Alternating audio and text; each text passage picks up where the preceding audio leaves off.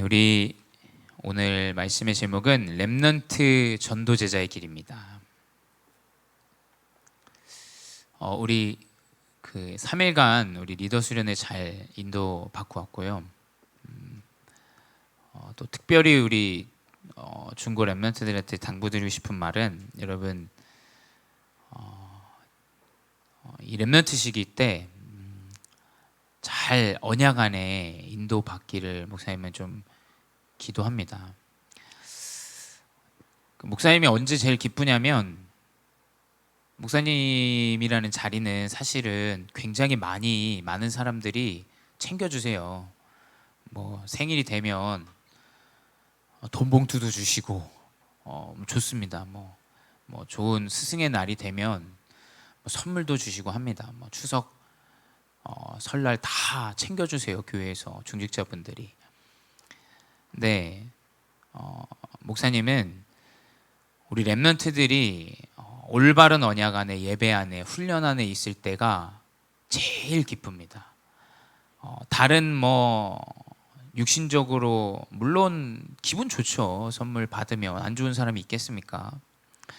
당연히 기분 좋고 행복한데, 흐름에 없고 아무 이 예배의 중요성을 모르는 사람이 선물을 주면 마음에 좀 뭐라 그래야 될까, 기도가 돼요. 기도가 진짜 이게 중요한 게 아니라 진짜 영적인 부분, 예배, 말씀, 기도, 이게 가장 우리 후대 그리고 우리 교회 중직자들에게 중요한데, 그게 제일 사실은 목사님한테 숙제고, 어떻게 보면 또 그게 어떻게 보면 목사님한테 가장 큰 기쁨이에요.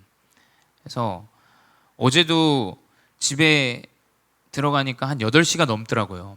그러니까 한 5시간 운전하고, 물론 피곤해요. 물론 피곤해서 민석이가 운전을 못해서 원망하기도 하고 하는데, 청년이 둘이 나갔는데 운전을 아무도 못하는 거예요. 그래서 이게 왕복 10시간을 제가 운전을 다 하는데 피곤합니다. 근데 기뻐요. 왜냐하면 렘넌트들이 훈련 속에 함께 할 수 있고, 우리 다 집에 데려다주고, 집에 들어가니까 8시가 넘고, 어제 바로 기절했어요. 바로. 근데 막 좀 마음에 기쁘더라고요.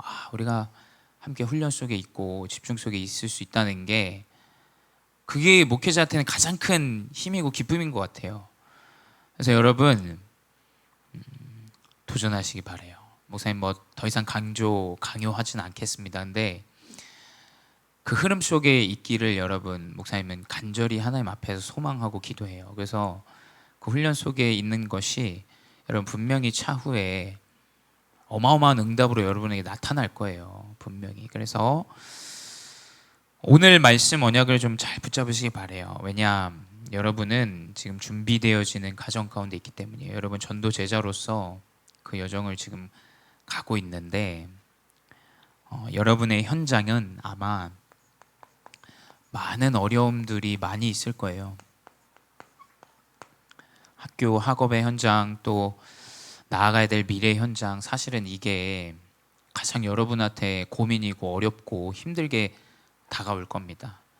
근데 여러분 아셔야 되는 게, 현장은 일단 복음이 없기 때문에 로마서 2장 1절에도 기록되어져 있죠. 현장은 계속 판단합니다. 육신적으로 판단해요. 네가 얼마나 어떠한 대학을 나왔느냐, 네가 샐러리를 얼마 받느냐, 또 네가 얼마나 실력 있는 사람이냐, 그러한 육신적인 것들로, 영적인 것은 아무 상관없이 생긴 거, 육신, 다 이것들로만 판단해요. 우리 렘넌트들은 어떠냐? 그 판단하는 현장에서 그 판단하는 기준 때문에 낙심해요. 그렇죠? 나는 좀 잘 안 되어지는 것 같고, 저 친구들보다 내가 좀 가정 형편이 어려운 것 같고, 여러분 그렇게 느낄 거예요. 근데 여러분, 현장은 복음이 없기 때문에 온통 육신으로만 판단합니다. 여러분 거기 속으면 안 돼요. 그 육신으로 여러분 만약에 판단하는 현장에서 계속 복음 없이 살아간다면 아마 여러분 불가능할 거라고 생각될 거예요. 안 될 거라고 생각할 겁니다. 근데 여러분, 절대 아닙니다. 성경은 그렇게 말하고 있지 않아요. 안 되어질 노예 속국 포로의 현장에 가도 하나님의 언약 붙잡은 자 통해서 하나님은 바꾸시고 세우셨어요. 그게 렘넌트들의 언약입니다. 두 번째 뭐냐? 현장은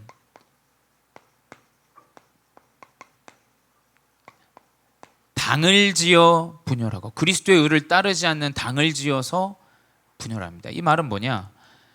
완전히 분열하는 현장이에요, 여러분. 동서, 뭐 이념 갈등, 뭐 생각의 갈등, 뭐 사상의 갈등, 여러 가지의 것들로 우리나라도 보면 이 좁은 나라에 얼마나 많은 이런 분쟁들이, 분열들이 있습니까? 사실 우리나라 하나 되기 되게 어려운 나라예요, 그렇죠? 얼마나 어려우면 그 조그만 나라에서 반으로 또 쪼개져 있지 않습니까? 우리나라, 그렇지 않아요? 이만큼 생각과 마음과 모든 것들이 복음 없이 분열해요. 그래서 아마 여러분 친구 관계에서도 많은 어려움들이 있을 거예요. 서로 싫어하고, 서로, 남자는 좀 무뎌요. 사실은 되게 남자는 단순합니다. 근데 여자들 또 그 사이에서는 분열하고 욕하고, 뒤에서 막 앞에서는 희죽희죽 웃고 뒤에서는 사람 욕하고, 사실 뭐 남자 여자 할 거 없이 모든 지금 복음 없는 현장이 완전히 분열하는 현장이에요, 여러분. 복음이 없기 때문이에요. 하나됨이 필요치 않다라고 얘기해요. 네가 하고 싶고 네가 하고 싶은 대로, 너 혼자 살고 싶은 대로 살아. 지금 이 시대입니다. 완전 성경에 나온 그대로예요. 그리고 뭐냐? 그러면서 옳고 그름은 엄청나게 따집니다. 근데 여러분 잘 생각해 봐야 돼요. 옳고 그름의 모순이 굉장히 많아요. 목사님 말씀드렸지만 어디 현장에서 살았느냐, 어떠한 배경을 가지고 있느냐, 어떤 국적을 갖고 있느냐에 따라서 모든 게 다 바뀌어요. 옳고 그름은. 그렇죠? 그래서 내가 굉장히 어려움으로 느꼈던 거 기은이는 어려움을 안 느끼면 그 문제가 사실은 아니라고 여겨요. 그렇죠? 그러니까 그만큼 사람의 생각과 형편과 또 출신과 국적과 모든 것들 가운데 옳고 그름은 달라집니다. 다시 말씀드리지만 우리나라의 독립투사는 일본에게는 테러리스트일 뿐이에요, 여러분. 자꾸 옳고 그름, 우리 복음 아닌 다른 것들로 그걸 판단하고 이야기해요. 근데 성경은 분명히 기록되어 있어요. 그 율법에 의해서 그 사람이 율법에 또 넘어지고 걸린다라고 돼 있어요. 본인이 스스로 세팅한 그 율법이 스스로 넘어지는 율법이 돼요. 이 현장은 어마어마하게 모순덩어리예요. 그래서 여러분 결론 내야 돼요. 오직 예수 그리스도 이 말씀 아니고서는 진리가 없어요, 사실은. 여러분, 많은 배경을 가지고 지식을 쌓은 사람들이 여러분에게 많은 이야기들을 해주면서 영향을 줍니다. 근데 여러분 거기에 속으면 안 돼요. 다 거짓과 복음 없는 율법의 모든 그 현장에서 나온 잘못된 것들이라는 거예요. 이 현장에 여러분이 지금 속해 있고 또 여러분 미래 이 현장으로 나아가야 돼요. 대화 안 됩니다. 진짜 말 안 통합니다. 깊은 소통 더 안 됩니다. 사제 간의 그 소통 되겠어요? 안 됩니다. 절대 안 됩니다. 복음 없이는 절대 불가능해요. 근데 여러분 어떻게 나아가야 되나, 이 현장에? 그럼 나도 똑같이 이렇게 판단하고 분열하고 율법을 가지고 나아가야 되겠습니까? 갈라디아서 6장 1절에 기록되어져 있죠. 형제들아, 사람이 만일 무슨 범죄한 일이 드러나거든 온유한 심정으로 그러한 자를 바로잡고 너 자신을 살펴보아 너도 시험을 받을까 두려워하라 라고 기록되어져 있어요.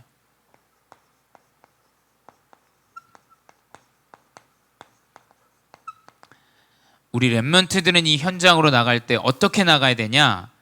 이 온유한 심정을 가지고 나가야 됩니다. 그래서 그러한 자를 옳고 그름으로 이야기하는 게 아니에요.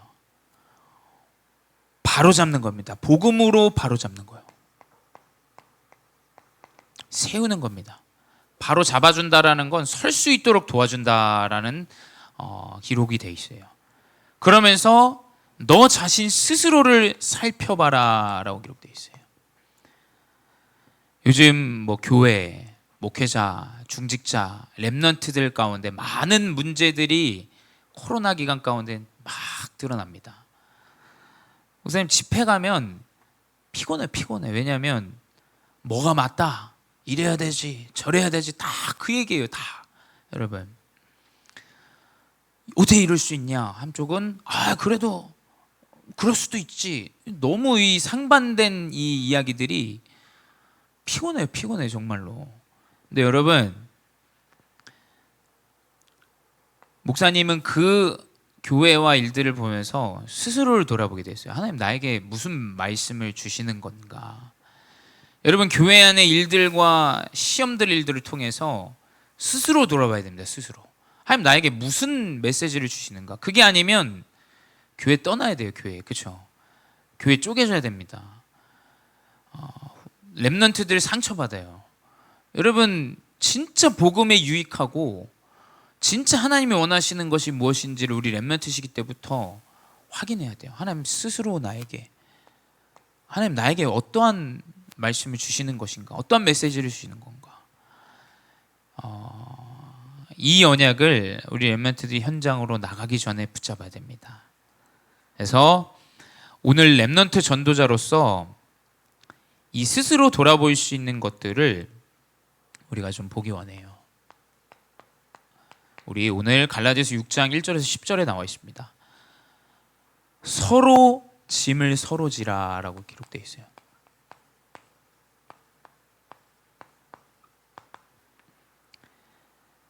짐이 있으면 서로 지라라고 기록되어 있어요.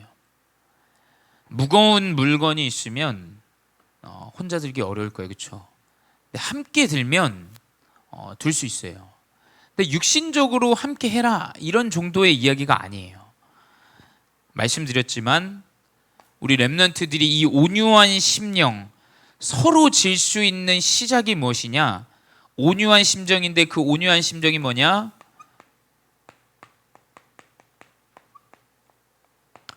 여러분의 올바른 영적인 상태예요. 여러분, 도울 수 없는 상태는 함께 질 수 없어요. 그렇죠? 내가 이 사람 도울 마음이 없는데 어떻게 함께 집니까? 내가 이 사람 너무너무 싫어해요. 이 사람 볼 때 내 이해가 안 돼. 이 사람 영적 문제 너무 심각해. 여러분, 함께 질 수 없어요. 그래서 온유한 심령은 뭐냐? 여러분의 영적 상태, 렘넌트의 24 뭐냐? 훈련과 집중이에요. 우리 렘넌트 시기 때 24시는 뭐냐? 훈련과 그 속에 있는 집중입니다. 여러분이 그 훈련 속으로 들어가는 거예요. 그 들어간 훈련 가운데 여러분이 언약을 붙잡는 그 집중, 이게 24입니다. 여러분, 그 선택과 그 집중이 여러분의 상태를 바꿔요. 한 달 갔다 왔는데도 뭔가 좀 바뀌잖아요. 있다니까요. 영적인 부분이. 그 속에서 집중 가운데 하나님은 계속 렘넌트를 바꿔나가세요. 그래서 이 렘넌트 시기 때 함께 갈 수 있고 리더자로 설 수 있는 영적인 상태가 가장 중요하다는 거예요. 두 번째 뭐냐? 왜 우리가 함께 서로 짐을 져야 되느냐? 그리스도의 법을 성취하기 위해서.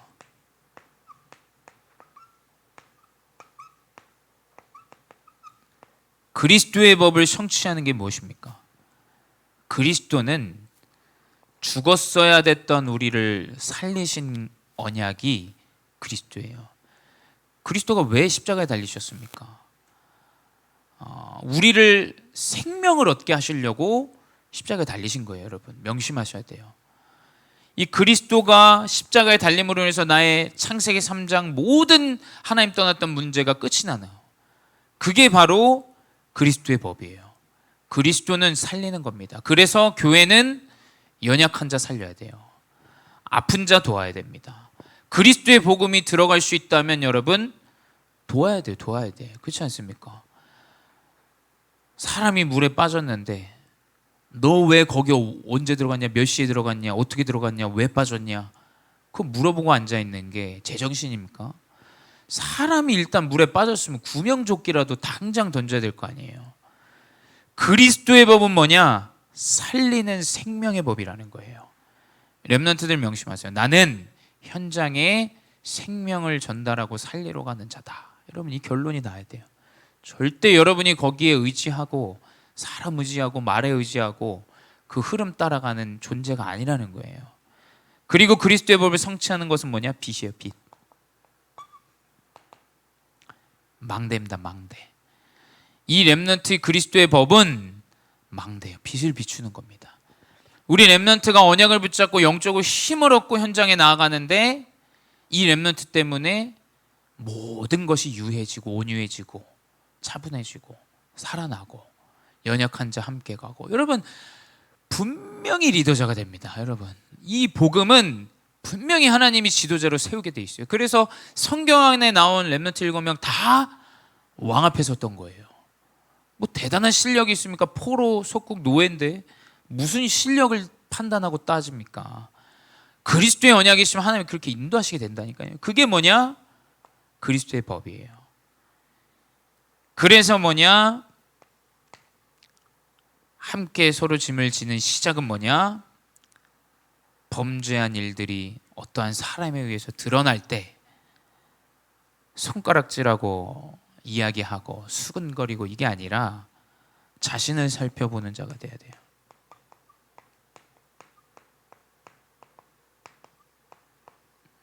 여러분, 그건 나쁜 거예요. 정말로.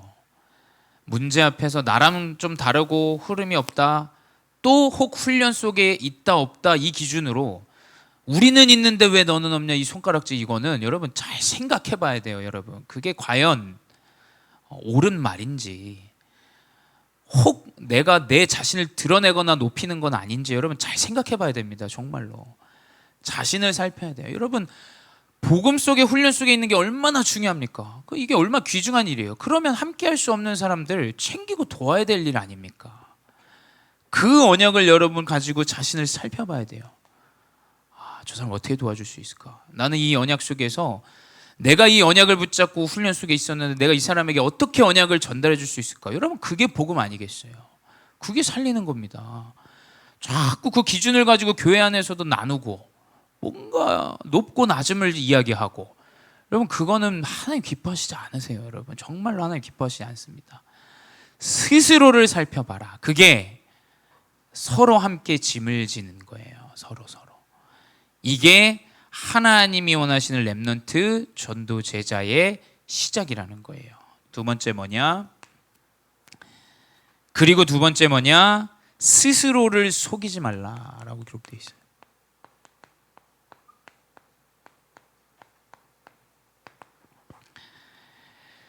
스스로 속이지 마라. 첫 번째 뭐냐? 렘넌트 전도 제자들은 스스로 속이지 말아야 되는데, 갈라디아서 6장 3절에 된 줄로 생각하면 스스로 속임이라 라고 기록되어 있어요.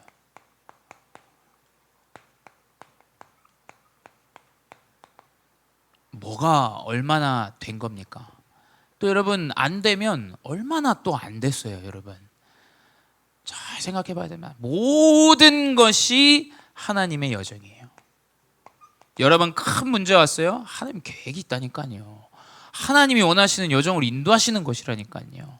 내 미래 어떻게 가야 되지? 이게 맞나 저게 맞나? 뭐 없어지고 뭔 있고 뭔 그렇다는데 어떻게 해야 됩니까?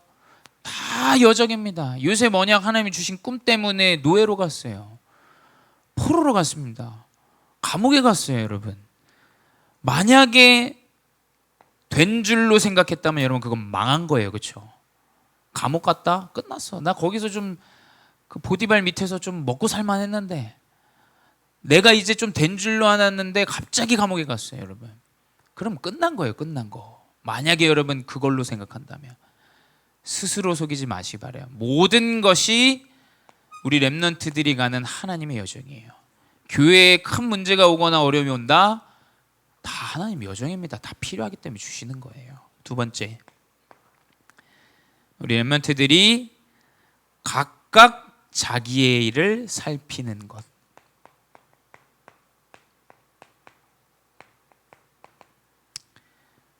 속일 필요 없습니다. 또 드러낼 필요 없어요. 나타낼 필요도 없어요, 여러분. 뭐냐? 자신에게 주어져 있는 언약과 이 영적인 흐름, 이 스스로의 것들을 잘 살펴보시기 바래요. 이게 여러분을 속이지 않는 거예요, 여러분. 뭐 내 걸 드러내고 뭐 나타내고, 여러분 그거는 속이는 거예요, 속이는 거예요. 자신이 약하다는 얘기입니다, 그렇죠? 그럴 필요 없다니까요. 여러분 뭐냐? 내가 하나님이 지금 나에게 주신 문제와 일들과 혹 응답 가운데 하나님이 나에게 주시는 나의 정확한 언약과 내가 도전해야 되고 회복해야 될 일들이 무엇인가, 거기에만 집중하세요. 남의 일에 너무 관심 갖지 마세요, 여러분. 하나님과 여러분 개인의 그 관계와 상태를 잘 유지하고 인도 받으시면 돼요. 그러면 후대들이 따라와요. 그러면 교회가 다 따라옵니다, 여러분. 정말로 안 따라갈 수가 없죠. 응답이 있는데. 이 언약 가운데 나아가야 돼요. 세 번째 뭐냐? 심는 대로 거두게 돼 있어요.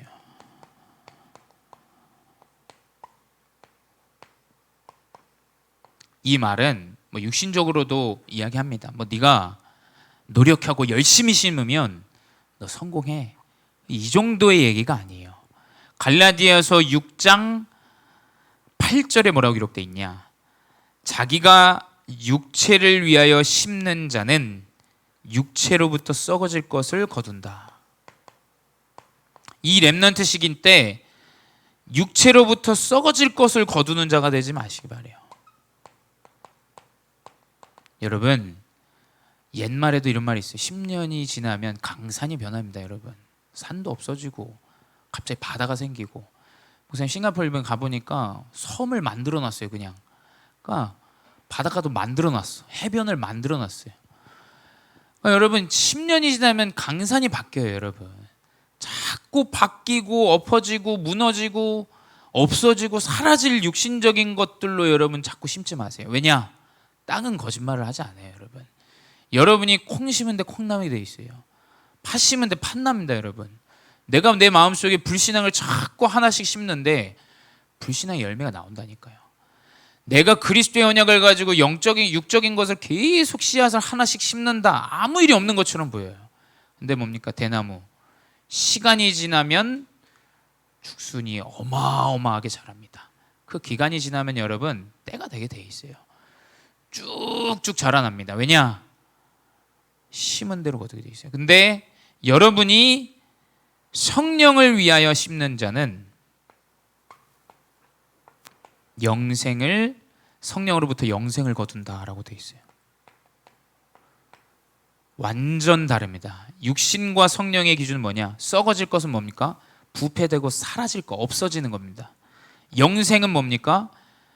Eternal life, 뭐냐? 영원한 생명이라는 거예요. 이건 없어지지 않는 것이고 이거는 없어진다라는 거예요, 여러분. 이만큼 차이가 커요. 이 렘넌트 시기 때 여러분이 잘 언약 가운데 스스로 속이지 않는 육신의 것이 아닌 영적인 걸 계속 심어 보십시오. 이번에 렘넌트에 갔다 오면, 리더 수련회 갔다 오면서도 우리가 뭐 해야 되냐, 교회가 뭘 해야 되냐, 또 우리 중직자분들, 또 우리 성도분들, 또 우리 교사분들이 우리 해야 될 게 뭡니까? 사실은 후대에게 이 성령 영생을 심는 것 말고는 없다라고 결론이 나졌어요. 왜 우리가 뭐 훈련하고 집중하고 또 교사로 섬기고 교회 렘넌트 후원하고 왜 이럽니까? 없어요. 다른 게 없어. 아무리 눈 씻고 찾아보고 생각해봐도 우리 후대들에게 올바른 영생을 심는 것, 이거 말고는 없다니까요. 정말 없습니다.